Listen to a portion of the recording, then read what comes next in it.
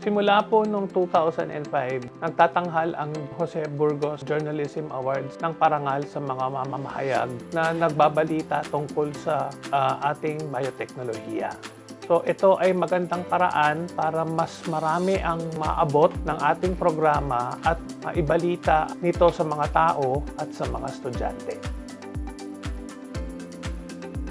The Jose G. Burgos Jr. Awards for Biotechnology Journalism will enter its 13th year celebration for outstanding journalism in the field of biotechnology.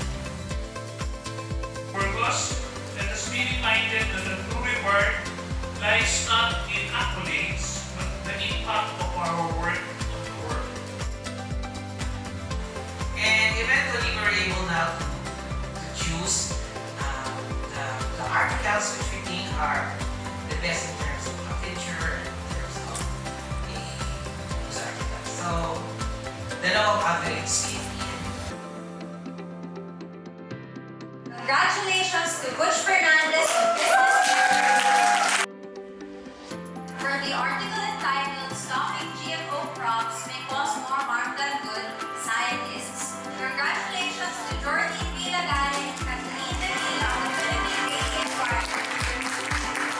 Each winner will get a trophy at the prize of wishes.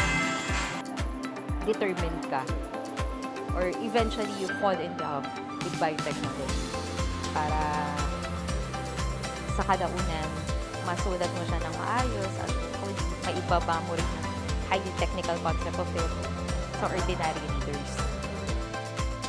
Congratulations to Business Mirror.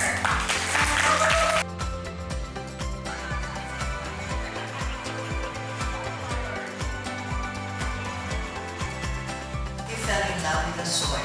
Was that if only science, especially biotechnology, were accessible to farmers, sana hindi ganun kahirap ang buhay ng mga magsasaka.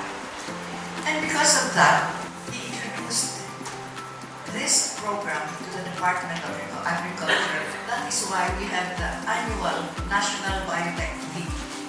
Hopefully, we continue to read articles on biotechnology.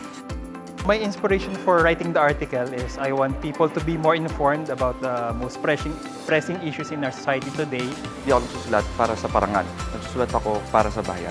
Lagi na lang bonus ang awards. Kung may mag-recognize, maraming salamat. Kung wala, maraming salamat pa rin dahil ginawa namin sa abot na aming makakaya yung may uulat sa bayan kung ano yung mga issues sa agriculture at sa biotechnology na kailangan malaman ng lahat. Sa lahat po ng nanalo sa 2024 Jose Burgos Journalism Awards, congratulations po sa inyong lahat. At sana po dumami pa nagbabalita ng magaganda tungkol sa benepisyo at adhikain natin tungkol sa bioteknolohiya. Biotech for life. Biotech for life.